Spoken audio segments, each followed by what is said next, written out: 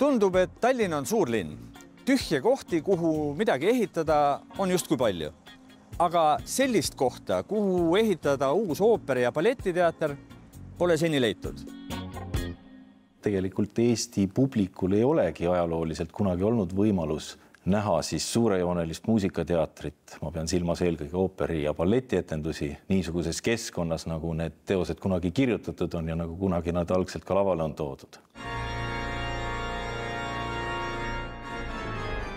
Teatrijuhi Ott Maateni selgitus, miks vana teatrisaal ikka üldse ei sobi, on meile ammustest aegadest tuttav. Akustika on kehvake ja saal kitsuke. Ühesõnaga, vana teater ei sobi ega ole kunagi sobinud. Kui kõik läheb nii, nagu Estonia teatri juhid plaanivad, kerkib siia Estonia teatri juurde ehitis, just siia platsile. Kõik need, kellele see plaan ei meeldi, ütlevad, et ehitage mujale. Aga seda kohta kusagil mujal on otsitud muusikateatrile juba sellest ajast peale, kui see teater siia kolis.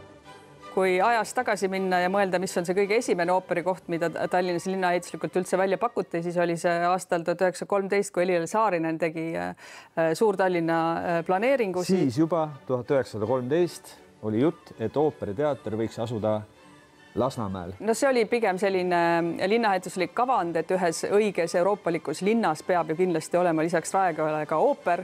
Tõsist juttu toona sellest loomulikult ei olnud, sest just siis sai valmis ka tegelikult Estonia teatri kontserdimaja. See Saarineni hoogne mõte andis põhjuse 100 aastat hiljemgi taas unistada Lasnamäest kui ooperiteatri uuest asupaigast. Aga sellest pisut hiljem. Sest ka nõukogude ajal olid suured ooperiteatri ehitamise plaanid. Ja Estonia teatri grand old man Aarne Mikk teab ja mäletab neid plaane ja plaanidega seotud lootusi väga hästi. Kui see Estonia taastati 1947, siis oli juba mõeldud selline kunstide park siia teatri ette, et üle tee, kus praegu on Välisministeerium, tuleb uus ooperimaja, teist poole konservatoorium, teist poole raamatukogu. Ja järgmine kord, kus hakati tõsiselt uuest Estoniast rääkima, oli 1972, tookord sinna, kus praegu asub Rahvusraamatukogu. Linnaplaneerijate ja arhitektide meelest olnuks see ooperiteatrile muidugi kõige parem koht. Ja sinna aastal 1972 tehti ka esimene ooperiteatri konkurss, mille võitis Peep Jänese, Rein Kersten. Ja seal oli mõeldud, et liiklus tuleb maa alla, kiriku ja teatri vahel on väljak ja teatri siseküljes on amfiteater vabaõhuetenduste jaoks. Suuri plaane osati juba siis teha. See oli kõige uhkem plaan tegelikult uue maja suhtes. Olgu siinkohal märgitud, et uus raamatukogu pidanuks toonaste plaanide ja planeeringute kohaselt tulema tänase Stockmanni kaubamaja kanti ja mitte Tõnismäele. Aga nagu on asjaomased isikud öelnud, ajas Rahvusraamatukogu oma asju paremini ja nemad said selle krundi endale ja hakkasid ehitama. See tähendab, et ooperimajale oli vaja leida uus koht ja see koht leiti. Kõige lähemal oldi uue ooperimaja ehitamisele möödunud sajandi 80. keskpaiku. Just siia, Süda tänava, Sakala tänava ja Pärnu maantee ristile pidi kerkima uhke ja moodne hoone. 84 suvel meile tutvustati juba teatris seda kavandit. Järgmisel aastal hakati projekteerima, Soomest telliti akustiline makett ja kõik nõnda edasi. Pilk omaaegsele linnamaketile näitab selgelt, et planeeringu kohaselt pidi Rävala puieste, mis toona kandis Lenini puieste nime, murdma läbi Aguli Pärnu maanteni. Ja uus teater olnuks selle jõulise läbimurde kulminatsiooniks. Süda tänava puitasum oleks nende mastaapsete ehituste käigus muidugi kadunud. Toonase linnaehitusliku mõtte kohaselt ei olnud see midagi ebaharilikku või ebaloogilist. Puitmaju ei väärtustatud kuigi palju ja mana pidi uue teel eest ära kaduma. Peep Jänese ja Heino Seppmanni projekteeritud ooperimaja oleks olnud muidugi igas mõttes megamaja. Huvitaval kombel saali istekohtade arv on enam-vähem sama, mida tegelikult tänane Estonia kavandab Uue Turu platsil ehk 1100 vaatajat. Lisaks oli siin kõvasti veel kõrvalsaale, harjutussaale ja kogu adminblokk. Et see tegi selle maja erakordselt suureks ja siin maketi pealgi on näha, et ta on peaaegu poole suurem kui Rahvusraamatukogu, mida enamik inimesi ka erakordselt suureks hooneks ilmselt peavad. See väike kastike Uue Ooperiteatri kaenlas on tänane kino Kosmos, mida me kõik teame. Ühesõnaga, möödunud sajandi 80ndate keskpaigas oli Uuel Ooperiteatril koht, oli läänelikult moodsa joonega projekt, oli ka raha uue ooperimaja ehitamiseks, kõik oli. Ja siis tuli 1988, kus siis muinsuskaitse liikumine leidis, et sellist maja pole siia vaja. Täpsemalt oli vabadusliikumise aegu ausse tõstetud muinsuskaitse puitmajade massiivse lammutamise vastu. Värskelt ärganud roheline liikumine asus hasartselt kaitsma haruldast hõlmikpuud. Aga aastaid uut teatrit oodanud estoonlased nägid, kuidas nende ootustele ja lootustele aina kindlamalt kriips peale tõmmati. Ja estoonlased kirjutasid isegi avalikke kirju ja toetuskirjud, et lõpuks me saame ühe normaalse mõõdetega lava ja saali. Kuid ühiskondlik arvamus oli sellel hetkel jõuliselt nii läbimurde kui ooperimaja vastu. 1988. aastal pandi kogu projekt seisma lõplikult. Süda tänava vanad puumajad on jätkuvalt alles. Alles on ka haruldane hõlmikpuu. Aga uhket ooperimaja siin ei ole. Kuid 2010. aastal võeti uue ooperimaja ehitus eriliselt suure entusiasmiga uuesti ette. Plaan oli konkreetne. Moodne ja uhke ooperiteater peaks saama valmis 2018. aastaks, et seal siis tähistada vabariigi 100. aastapäeva. Toonane Tallinna linnaarhitekt Hendrik Mänd mäletab hästi, kuidas uuele ooperimajale palavikuliselt seda õiget kohta otsiti. Esialgu võeti kaaluda koguni 26 asupaika. Seal pidi olema piisavalt ruumi ja sellel asukohal pidi olema mingisugune väärtus. Hea asukoht ei tee head ooperiteatrit, vaid ooperiteater peab võimendama ka seda asukohta, mis valitakse. Seetõttu tulid mängu ka natukene võib-olla perifeersemad kohad seal Lasnamäel. Just nimelt. Mäletate? Loo alguses mainisime, kuidas Elias Saarinen nägi oma tuleviku Tallinna linnaplaanides ette ooperiteatrit Lasnamäel. 2010. aastal oli Lasnamäe taas nimekirjas.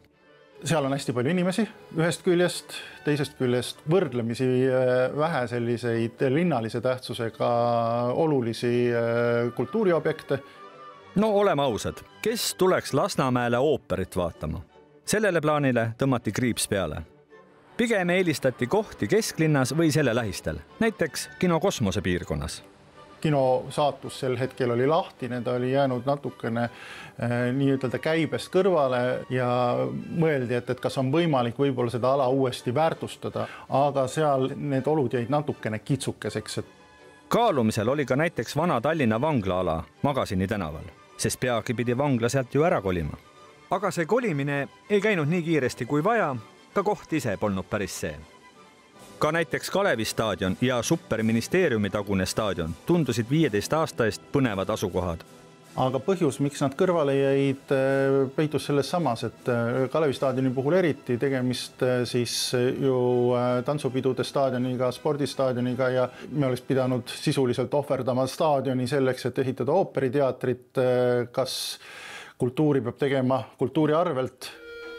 Ja kuigi arutelu tasemel olid sõelal ka Eesti näituste kant ja Skoone bastion, siis kõige perspektiivsemad alad jäid ikka mere äärde.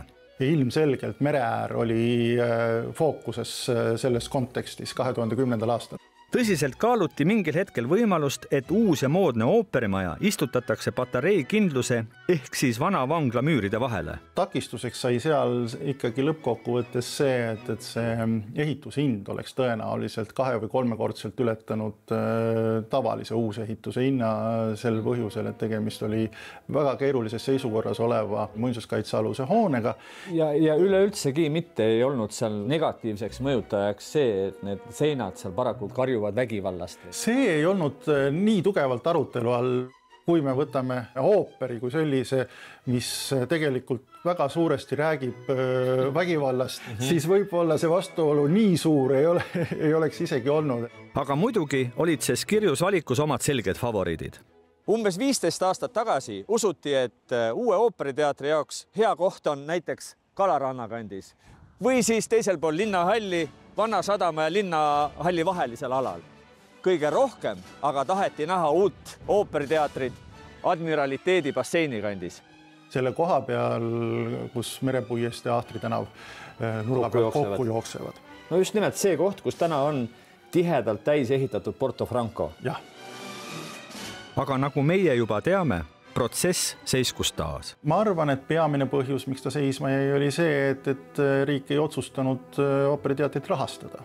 Toodi ettekäändeks see, et tegemist oli erakrundiga, et erakrundil on oma hind, aga selge see, et kui seda tahet oleks olnud rohkem ehitada, küllap oleks sellest võib-olla argumendist ka üle saadud. Alates 2018. aastast hakati eriti jõuliselt arutama teemal, et ooperiteater võikski asuda ju linnahallis, mis seisab praegu tühjalt ja asjatult. Selle kohta tehti mõned aastad tagasi Villem Tomiste poolt põhjalik analüüs. Kokkuvõttes see tooks kaasa päris suuri lammutusi olemasolevas hoone kehandis. Eelkõige tungiks välja see uus suur lavatorn sellest praegusest võrdlemisi madalast hoonest, et selle uue ooperi paigutamine olemasoleva hoone kehandi sisse nii, et sellest midagi alles jääks, on pehmelt öeldes problemaatiline. Omaaegne linnaarhitekt taandab asja ikka rahale. Tõenäoliselt sel hetkel ei olnud seda rahastamissoovi, et seda teha. Fakt on, et ehitama ei hakatud. Linnahall konutab nagu enne ja ka uut ooperiteatrit meil pole. 2021. aastal kinnitas Riigikogu riiklikult tähtsate kultuuriehitiste nimekirja, kus mõneti ootamatult oli kirjas ka Estonia juurdeehitus. Ühesõnaga, kõik muud asukohad ja suurejoonelised ehitusplaanid on seega kõrvale jäetud.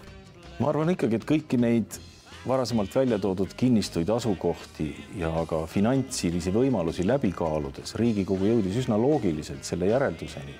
Siia on seda ikkagi kõige otstarbekam luua. Uue teatri hind Eestis, tahame me või ei taha, see kujuneks ikkagi sinna 500 miljardi kanti ehk 500 miljoni kanti. No suurusjärgus küll võib-olla natuke liialdatud, aga ma pakun, et kusagil 300 miljonit läheb ta vähemalt maksma. Juurdeehituse hind oleks... Täna on juurdeehituse hinnaks on planeeritud ju 60 miljonit täna. Aga kui me ka räägime sisseseadest ja kõigest, siis ma arvan, et see ehituse hind tõuseb kindlasti kusagil 100 miljoni kanti, aga see on kaugel 300 miljonist või miljardist.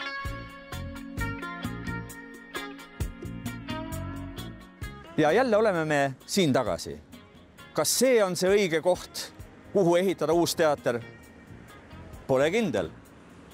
Ja kui nii, siis kas meil üleüldse on seda teatrit vaja? Aga me peaks leidma ühe kultuurse kompromissi sellel teemal.